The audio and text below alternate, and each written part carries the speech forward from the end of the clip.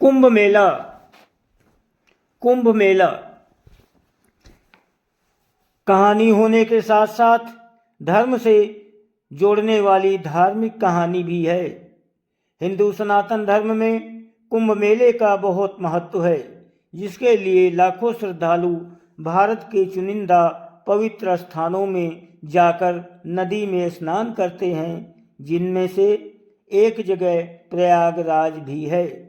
प्रयागराज में इस वर्ष भव्य मेले का आयोजन होने वाला था, जिसके लिए भक्तों का तांता लगा हुआ था और उन्हीं भक्तों के बीच एक विदेशी महिला भी थी, जो कि केवल घूमने के उद्देश्य से कुंभ मेला में सम्मिलित हुई थी। लेकिन उसे क्या पता कि इस कुंभ मेले से उसका जीवन बदल जाएगा।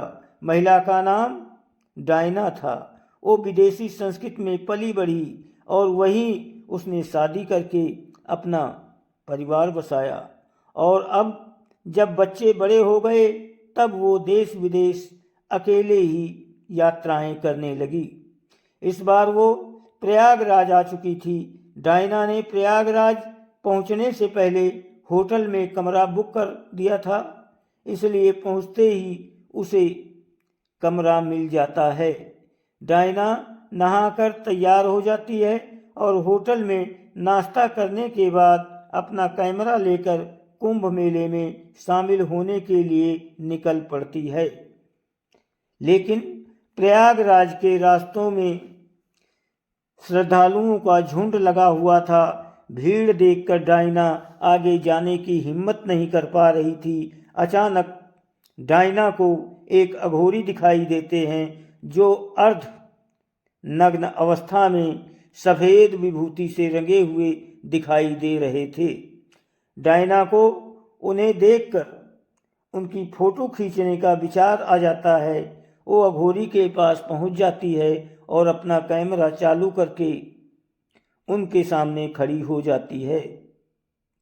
और जैसे ही वो फ़ोटो खींचती है, वो आश्चर्यचकित हो जाती है, क्योंकि अघोरी कैमरे से दिखाई नहीं दे रहे होते हैं। डायना कुछ अंदाजे से कुछ फ़ोटो खींचती है, लेकिन अघोरी का प्रतिबिंब फ़ोटो में नज़र नहीं आता।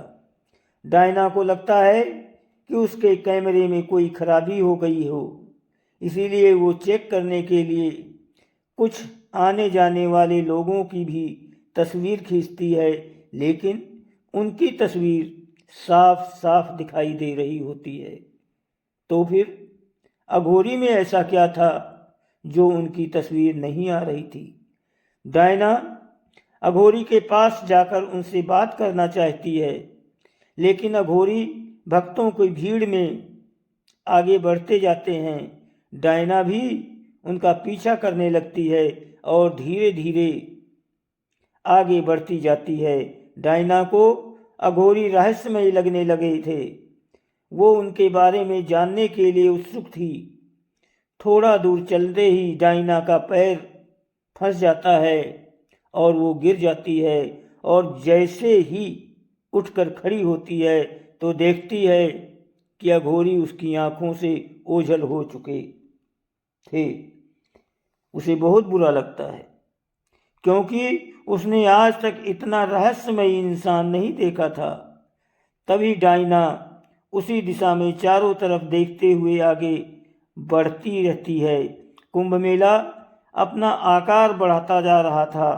श्रद्धालु नदी के घाटों में अपना डेरा जमा चुके थे। डायना भी संभलते हुए गंगा नदी के घाट पर आ जाती है। चारों तरफ लोग ही लोग दिखाई दे रहे थे, लेकिन डायना की नज़र तो सिर्फ अघोरी को ही ढूंढ रही थी। तभी किस्मत से डायना को अघोरी फिर से नजर आते हैं, लेकिन वो नदी के दूसरी तरफ एक पत्थर पर बैठे हुए थे। डायना अपने बगल में खड़े एक व्यक्ति से अघोरी की तरफ इशारा करके कहती है कि वो बाबा वहाँ कैसे पहुँचे, लेकिन उस व्यक्ति को वहाँ कोई नज़र नहीं आ रहा था। वो डायना को अनसुना करके वहाँ से चला जाता है। डायना नदी के दूसरी तरफ जाना चाहती थी, इसलिए वो एक नाव को किराए पर लेती है और उस पर बैठकर नदी के दूसरे किनारे पहुंच जाती है और उसी पत्थर के पास पहुंच जाती है जहां अघोरी बैठे हुए थे। अघोरी ने अपनी आंखें बंद कर रखी थी और ध्यान में मग्न थे। तभी डायना उनसे पूछती है, आप कौन हैं? आंखें खोलिए। अचानक अघोरी अपनी आंखें खोलते हैं और उन्हें देखते ही डायना डर जाती है, क्योंकि उनकी आंखें सुर्ख लाल दिखाई दे रही थी। आंखों में खून उतरा हुआ था और भ्रुकुटी तनी हुई थी। अघोरी ऊंचे स्वर में कहते हैं, तुम यहां से चली जाओ। वो अघोरी से बात करना चाहती थी, लेकिन वो हिम्मत नहीं जुटा पा रही थी। डायना के दिमाग में अघोरी को जानने की उथल पुथल चल रही थी। अघोरी अपने क्रोधी बर्ताव से डायना को दहशत दे चुके थे। डायना अघोरी के सामने बैठ जाती है और कहती है, जब तक आप अपने बारे में कुछ नहीं बताएंगे, मैं यहाँ से नहीं जाऊंगी। डायना की तीव्र इच्छा की वजह से अघोरी का हृदय परिवर्तन हो जाता है और वो डायना के सर में हाथ रखकर पल भर में उसे अपने बारे में सब कुछ बता देते हैं। डायना आंखें खोलती है तो वो शून्य हो जाती है। उसे अपनी जिंदगी की सभी बातें तुच्छ लगने लगती हैं। उसने जो जीवन जिया था वो किसी जानवर की तरह नजर आने लगता है, क्योंकि डायना सत्य को समझ चुकी थी। डायना ने अघोरी की शक्ति से देख लिया था कि और भी खूबसूरत जीवन है जिससे हम वंचित हैं, और अब डायना भी वो पाना चाहती थी। डायना अघोरी के पैरों में गिर जाती है और उन्हें कहती है, आप मुझे भी अपनी तरह बना दीजिए। अघोरी कहते हैं, नामुमकिन।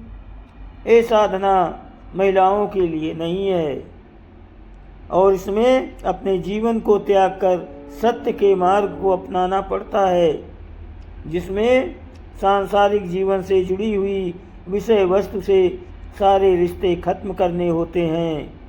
क्या तुम इतना त्याग कर सकोगी? डायना मन बना चुकी थी कि वो अब अघोरी की तरह जिएगी, इसलिए वो पूरे आत्मविश्वास से अघोरी को तैयार हो जाती है। अघोरी कोई इंसान नहीं बल्कि एक शक्ति थे। वो किसी भी तरह के वातावरण में रहने में सक्षम थे, लेकिन डायना तो एक साधारण महिला है।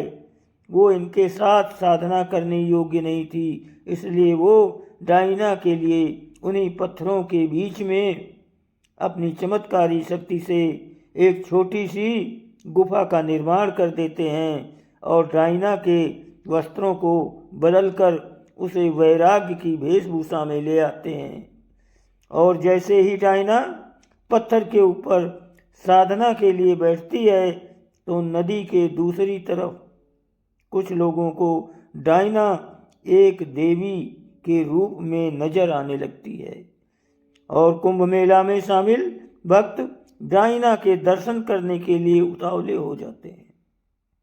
एक के बाद एक कई नाव नदी पार करके दूसरी तरफ पहुंच जाती है। श्रद्धालुओं की भीड़ डायना की गुफा की तरफ बढ़ने लगती है।